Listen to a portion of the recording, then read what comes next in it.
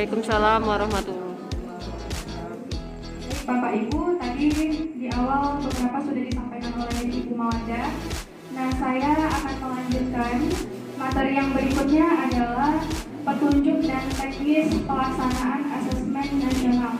Nah, jadi di dalam asesmen nasional seperti yang sudah disampaikan oleh Ibu Mawanda tadi terdiri atas 3. Yang pertama ada AKM.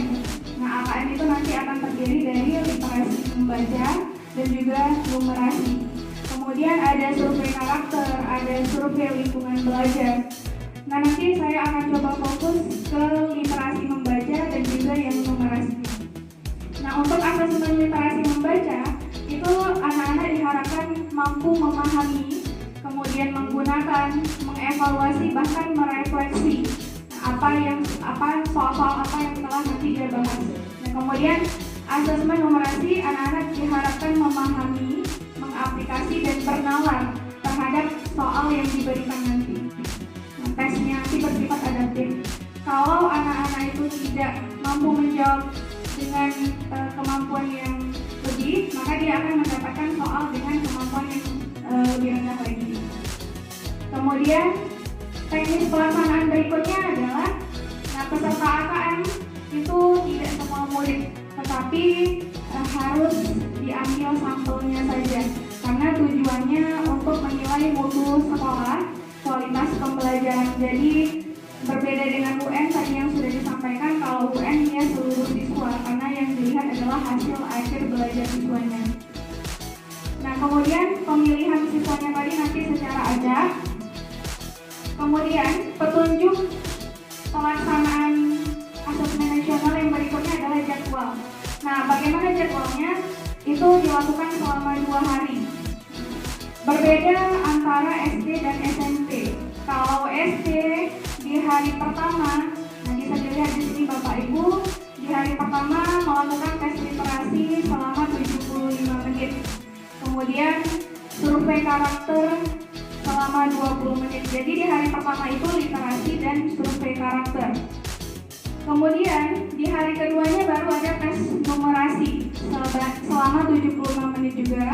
Kemudian ada survei lingkungan belajar selama 20 menit. Berbeda dengan siswa SMP dan SMA. Kalau SMP dan SMA waktunya lebih banyak lagi. Nah, SMP untuk tes literasi itu waktunya 90 menit. Kemudian survei karakternya selama 30 menit. Jadi sekitar 2 jam ini ya Bapak Ibu. Nah, hari keduanya baru dilakukan tes numerasi 90 menit dan kemudian ada tes lingkungan belajar, survei lingkungan belajar itu selama 30 menit. Nah, itu perbedaannya antara SD dengan SMP. Berikutnya, kriteria peserta pelaksanaan asesmen nasional. Nah, tadi yang sudah disampaikan bahwa selain siswa, ada juga Bapak Ibu guru yang harus mengikuti. Kemudian kalau untuk siswa, kita mengambil secara acak, hanya berupa sampelnya saja, dan diikuti oleh siswa satu tingkat di bawah tingkatan akhir. Jadi kelas 5, kelas 8, dan kelas 11, yang tujuannya nanti mereka bisa setelah memperbaiki mutu dan kualitasnya, mereka bisa menikmati lagi. Menikmati apa? Menikmati perbaikannya tadi. Makanya harus satu tingkat di bawah tingkat akhir. Kemudian untuk AKM ada literasi membaca dan juga numerasi. Nah, sama mengulang juga yang tadi.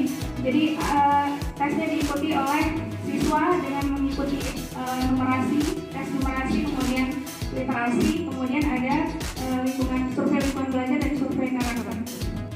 Oke, berikutnya. Nah, mengapa asesmen nasional hanya diikuti oleh sebagian siswa? Nah, tadi sudah terjawab juga, karena tujuannya tadi untuk mengukur, menilai kualitas sekolah, mutu pendidikan yang ada di sekolah kita masing-masing. Bentuk soalnya ada 5. Yang pertama ada pilihan ganda, kemudian ada uraian singkat, kemudian ada pilihan ganda kompleks, kemudian nanti ada juga soal menjodohkan. Jadi ada 5 variasi bentuk soal yang nanti dimunculkan ketika siswa menjawab soal di asesmen nasional itu. Jadi berbeda dengan di UN yang hanya terdiri dari pilihan ganda dan juga isian singkat atau uraian. Nah, ini baru kita masuk ke AKM literasi membaca. Pertama, kita harus pahami dulu bahwa literasi itu adalah kemampuan siswa untuk memahami, mengevaluasi sebuah bacaan. Jadi sebenarnya literasi ini memang tanggung jawab kita, guru bahasa Indonesia, tapi tidak seutuhnya itu tanggung jawab kita kalau menurut saya pribadi. Jadi mapel lain juga punya tanggung jawab terhadap literasi anak didik kita. Nah, nanti literasi ini memang dasar ketika anak-anak mengikuti AKM, dasarnya kan tadi ada literasi dan ada numerasi. Nah, ketika anak-anak mampu berliterasi, maka dia juga akan mampu menjawab soal-soal di mapel yang lain. Jadi masih ada kaitannya juga dengan mapel yang lain, tidak hanya khusus di pelajaran bahasa Indonesia dan matematika saja. Nah, kemudian literasi ini perlu dikembangkan. Anak didik kita perlu mengembangkan kemampuan berliterasinya supaya bisa dimanfaatkan di dalam kehidupannya sehari-hari dan juga nanti bisa menjawab pertanyaan-pertanyaan dari mapel yang lain yang berkaitan juga dengan kehidupan sehari-hari. Karena di asesmen nasional ini pembelajarannya dikaitkan dengan kehidupan kita. Maka nanti akan muncul soal-soal yang konteksnya, yang cerita soalnya itu nanti isinya dekat dengan kehidupan sehari-hari. Untuk AKM yang literasi, nanti ada terdiri dari konten, proses kognitif, dan konteks. Konten itu apa? Konten itu adalah materinya Bapak Ibu. Sama seperti sekarang, kalau sekarang ini di kelas 8 materinya adalah teks persuasi ya. Kalau sekarang.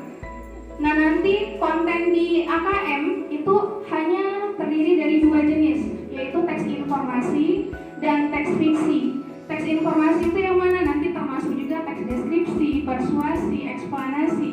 Kemudian kalau yang fiksi yang berkaitan dengan sastranya. Kemudian proses kognitif. Nah, ini adalah yang dinilai dari AKM literasi membaca siswa. Jadi siswa harus mampu nanti menemukan informasi, kemudian menginterpretasi dan mengintegrasi apa yang dia baca, kemudian mengevaluasi dan merefleksi. Jadi anak-anak nanti diharapkan mampu 3 hal ini untuk proses kognitifnya, sampai mengevaluasi dan merefleksi dari soal-soal yang diberikan nanti. Kemudian konteksnya terdiri atas personal, sosial budaya, dan saintifik. Apa itu konteks? Konteks itu tadi soalnya. Jadi kan soalnya itu nanti bentuknya agak panjang, ada yang berupa cerita. Nah, isi soalnya nanti bisa berkaitan dengan kehidupan dia sehari-hari. Nah, bisa tentang sosial budaya, kemudian tentang saintifik. Oke, baik Bapak Ibu, berikutnya adalah yang AKM materinya apa saja yang diberikan di numerasi ini. Pertama ada bilangan, kemudian ada pengukuran dan geometri, ada data dan ketidakpastian, ada aljabar. Jadi kalau bahasa Indonesia materinya ada 2, teks informasi dan teks fiksi. Numerasi materinya itu ada 4. Proses kognitif yang dinilai dari siswa apa saja? 3. Yang pertama, siswa mampu memahami, siswa mampu menerapkan, dan siswa mampu bernalar. Kemudian konteksnya sama dengan yang literasi tadi, artinya soalnya itu nanti terdiri atas soal yang personal, sosial budaya, ataupun yang saintifik. Soal ceritanya nanti. Cara mendaftar untuk BIMTEK ini, nah kami di sini bertujuan juga untuk mengajak Bapak Ibu agar mau mengikuti BIMTEK AKM ini supaya tidak salah paham lagi tentang AKM dan kita bisa lebih mengerti, juga kalau bisa mampu menjelaskan ke teman-teman yang lain. Nah, saya juga masih tahap belajar Bapak Ibu, jadi mohon maaf kalau ada kesalahan atau kurang jelas karena kita juga dalam proses belajar. Ayo semua Bapak Ibu untuk membuka laman pencariannya, boleh dari Mozilla, boleh juga dari Google. Kemudian kalau tadi Miss Mawardah ketik apa? kami login. Nah, di sini Bapak Ibu bisa langsung ketik gurubelajar.kemdikbud.go.id. Nah, pada laman webnya masing-masing. Nanti tampilannya seperti ini Bapak Ibu. Ketika sudah mengklik gurubelajar.kemdikbud.go.id, maka akan muncul halaman seperti ini dan kita klik oke, saya mengerti, supaya bisa langsung masuk. Nah, setelah itu di pojok kanan atas ada tulisan masuk, maka kita klik tulisan masuk itu. Berikutnya kita harus memilih yang bagian asesmen kompetensi minimum. Jadi bisa dengan cara yang Miss Mawardah tadi, atau bisa dengan cara seperti ini. Setelah kita klik selengkapnya pada asesmen kompetensi minimum, maka tinggal memilih jadwal yang bisa. Jadi disesuaikan dengan jadwal Bapak Ibu mana yang bisa, karena di sini nanti ada 11 angkatan dan sudah berjalan ke angkatan 4 ini kalau tidak salah. Nanti kalau Bapak Ibu sudah memilih jadwal muncul seperti ini. Nah, di bawahnya ada tulisan ubah jadwal. Jadi kalau memang kira-kira ini tidak bisa diubah ke jadwal yang lain. Nah, setelah selesai tinggal menunggu jadwal pembelajarannya dimulai.